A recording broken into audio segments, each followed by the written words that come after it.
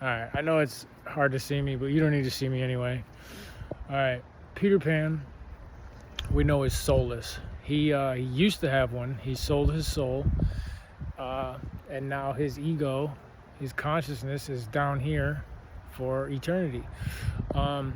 Immortal. He's immortal, not eternal. Eternal is what the spirit is. You know, children of God, we're all eternal.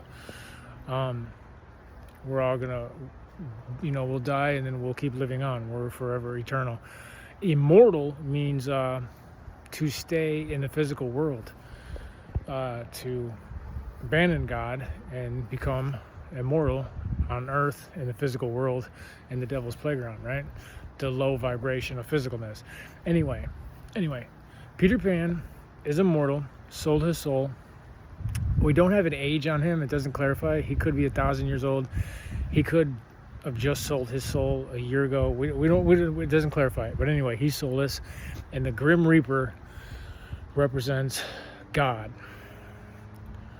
More specifically, the Grim Reaper. The God and Grim Reaper being the same thing.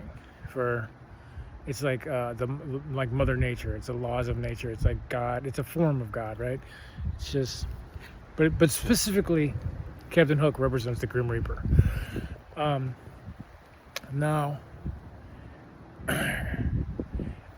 being soulless, you can't manifest this reality. Just like the elites, the Masons, like the occult, they need us because they don't have souls. They can't create, right? They're in the demonic world. They can't create this world. They need us to build it for them.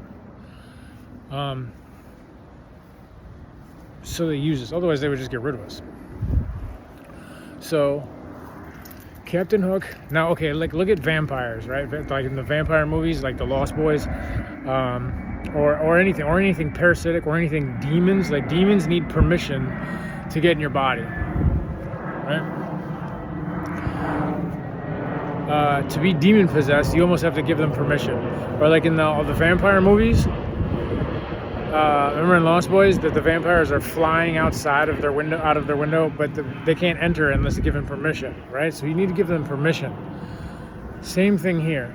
Peter Pan. Oh, also, I was gonna say when Peter Pan's flying outside the kid's window, he needs permission to come in. Also, let me add, the moon is Lucifer. Okay, that's important for you to know this. Okay, you have the first dimension, the second dimension, unity, and then it splits into polarity, and the energy-wise, before it becomes physical, and then the physical representation of polarity and of duality is in the physical, the third dimension in this world. We see it visually as the sun and the moon. That was the beginning of this place. The energy starts splitting in two, which is the yin yang, the black fish, the white fish, right? Jesus is two fish, right? Lucifer is the light bearer. Jesus is the light bearer. Jesus is the darkness. I mean, Jesus is the lightness. Satan is Lucifer is the darkness, right? It's polarity, the checkerboard, black and white. You know, we need red shift, blue shift. We need up and down. We need things at constant odds. You know, we have sports on TVs. I think we need things constantly at each other's throat. You know, we need that for this place to exist. If everything stops being against each other and polarity stops, and this place ceases to exist. So in order to have a realm of polarity, you need plus and minus. This is crucial for this place to exist. Anyway, you can look into it further. The moon represents Lucifer, the darkness, the false light, the artificial light. The sun represents the masculine, the sun, the S-O-N, the S-U-N, the straight line, the organic, the good, the white fish, right?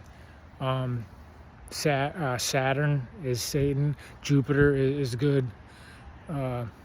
It's those two. Okay, so now moon is also lunar. It affects your mood. 28-day cycle. Moon is lunar. Lucifer, ludicrous. When there's a full moon, People go crazy, right? There's where it represents. Okay, and then the moon has its own. It gives off its own light, right? If you take the temperature in the moonlight, it's colder than it is in the shadow. This means the moon gives off its own light. It's artificial light. It's the false light. It's a false light. It's Lucifer. Okay. Can I stop now? Do you fucking get it? Like, because sorry, but I've had so many people fight me on this. It's like, dude, fucking jeez, it's clearly fucking Lucifer. Okay, now that I get past that, you don't believe it? Go look it up. It says in the Peter Pan movie story, whatever, it says a man came from the moon. Remember, he was flying high. He came from the moon.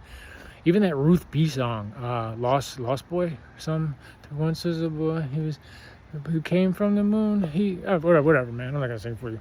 Anyway, so Peter Pan comes from the moon. Lucifer, the darkness, right? He's a dark spirit, a dark entity, a demon. And then the kids give him permission to enter. He enters, and then remember his shadow. His shadow wasn't listening, like wasn't mimic him like a shadow should. It was doing its own thing, like mischievous stuff. So not only is it not listening to him, and it's possession, but it's doing mischievous stuff and not doing things nice and heavenly. Like, it's clearly demon possession, clearly needs permission to enter your home, clearly just came from the moon. Like, what else do you need? And then he says, who's he friends with? Lost souls? No, lost boys. He's like, these are the lost boys. Oh, you guys are lost souls? And then he goes to an island where they have immortality. Immortality is not natural, so you're breaking the laws of the universe. You're defying God. And then he even says, well, no more parents, no more, parents as in biological parents, also as in spiritual, meaning your father above, or the mother, your mother nature, your father above, God existed. You're saying goodbye to your father. You're saying goodbye to your parents, and you're breaking off, and you're becoming a God of your own. Do what thy wilt. This is satanic. This is alchemy, immortality. So then Peter Pan takes these kids, right? Because he needs them, because he can't manifest. And kids are better because they just came from source. So there's less time here on this planet for them to be, that's why they say kids can see spirits more. And it's just because they're not conditioned to the way things work here yet. They just came from source. This is also why Luciferians like hurting babies, because it's the closest thing they can get to God, by hurting God. Anyway, so they get the. Oh, remember the one with Hook with Robin Williams? Remember they have all this. They sit down at this table. First of all, the table looks like the Last Supper, so they're always mimicking God because you can't create your own shit. So they're always trying to copy the organic, straight lines and curved lines. The Vitruvian Man, the squares and circles. Just like the binary code of the computer, which is artificial intelligence, false light, right? Your phone's light is not organic, it's false light. The computer binary code copies the existence of straight lines and curved angles with ones and zeros. That's a copy of organic life. A 1 is a straight line, a 0 is a curved line, right? Anyway, and angels are angles, they're perspectives of light. So a straight angle or a curved angle is an arch angle, which is an archangel. Anyway, I'm getting off topic. Back to Peter Pan, I'm sorry. Where was I at? Shit, what was I talking about? The kids. They need the kids to manifest. Oh, they're at the table. So they're mimicking the Last Supper, right? That might not be. I don't really remember right. But I just remember a long table, so I'm throwing in the Last Supper there. But I might be wrong on that. But remember all the bowls and all the cups. There was no food, right? No food. It was empty, and I think it was the kids. Yeah, it was the kids that were looking around like, what the hell? Like, there's no food, and all the lost souls are pretending to eat, but. What do? They tricked the kids into getting to pretend that there was food. Pretend. And then they pretended, and then all of a sudden there was. And then they all got to eat. Remember, all the lost souls were pretending, but they weren't really eating it. They looked like they were enjoying it. What did they get? No, they tricked the kids into manifesting them food, and then all of a sudden, all the lost souls could eat and feast, thanks to the real kids, the real organic kids with God still in their heart and running through them. They trick those kids into manifesting them food, and then they gluttony, and then they all feasted. They're using the kids to manifest a world that they want because they can't do it on their own. Captain Hook. Captain Hook represents the Grim Reaper, and they're always on the run from the Grim Reaper because time's up. Grim Reaper comes. First of all, Captain Hook was never trying to hurt the kids. If anything, look, he pampered that one kid, the main character. He like took him on an adventure. He let him be the captain of the boat. Like, he never hurt any of them. He never once tried to. He never said he was going to. No, he might look scary and go, and it's like, because they're trying to paint an image of him a bad guy, and two, he's the Grim Reaper, all right? Yeah, but he's not going to hurt you if it's not your time. He's definitely not going to hurt kids, because kids don't die young. Yeah, like, he doesn't come for you. And the clock's going off. Remember, all the clocks would go off, ding, ding, and he'd go, ah, and it would freak him out because your time's up, and he's got to come collect. That's what look at his hand. He's got a hook on his hand. That's a sickle. The Grim Reaper has a stick with a sickle on it, right? That curved spike. It's called a sickle. That's the Grim Reaper's sickle, and he's got a little one on his hand. It's Hook. He's Grim. He represents Grim Reaper. The hands of time. He's coming to collect. And this is why they're always on the run from him, because they're always on the run from time's running out, and they're run. I'm trying to stay alive forever. Always on the run. Always trying to stay alive and stay young. They're just running from time. They're running from the hands of time.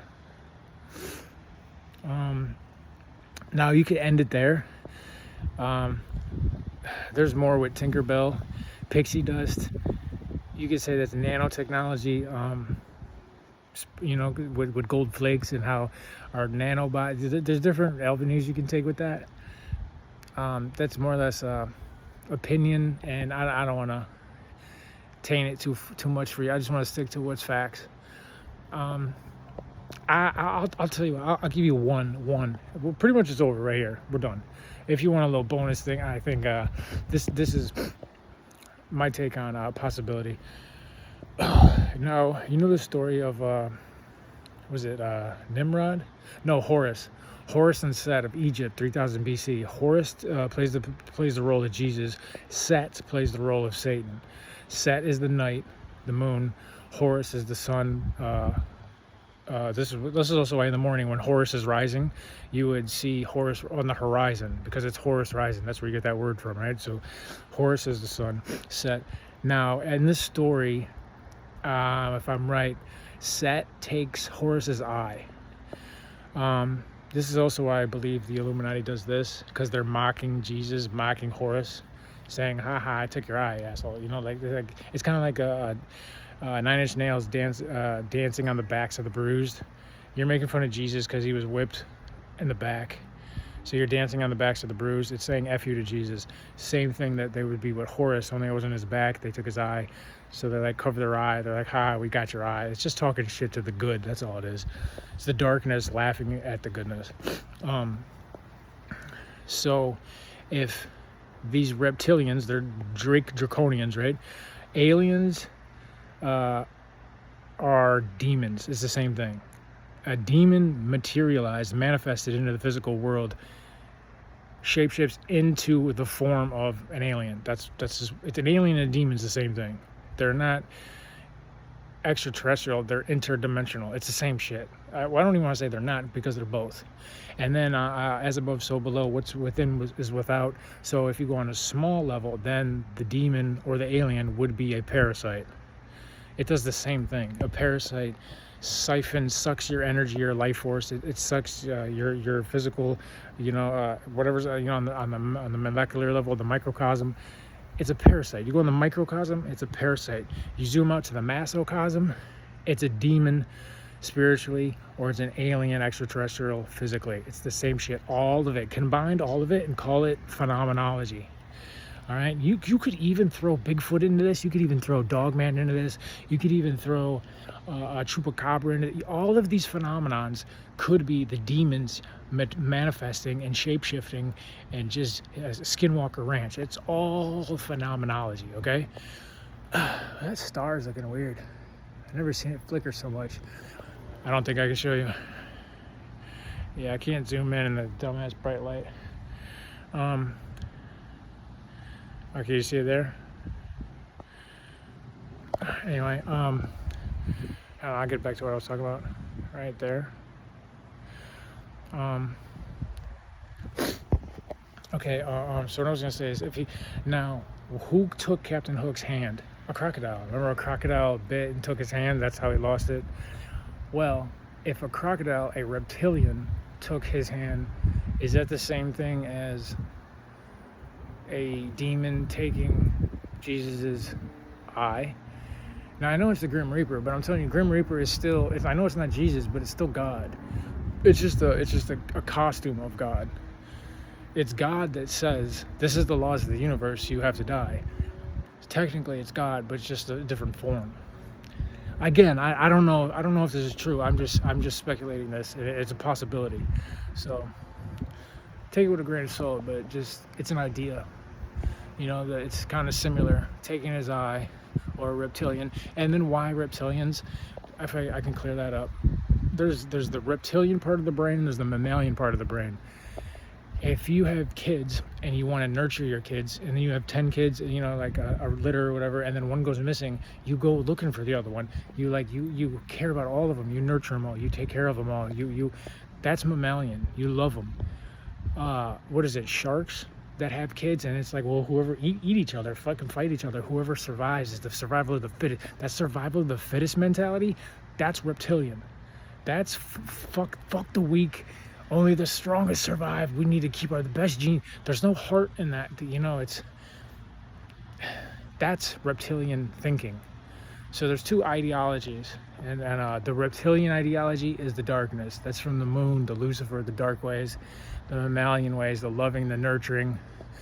That's the other one. So why do these aliens, or these demons, why is there so much of this stuff about Dracos and aliens, that they're reptilians and all this stuff? And it's not reptilians from another planet. There's some legitimacy to it. It's just demons. It's just however you envision yourself. You know, God, we were made in the image of God, and so are they.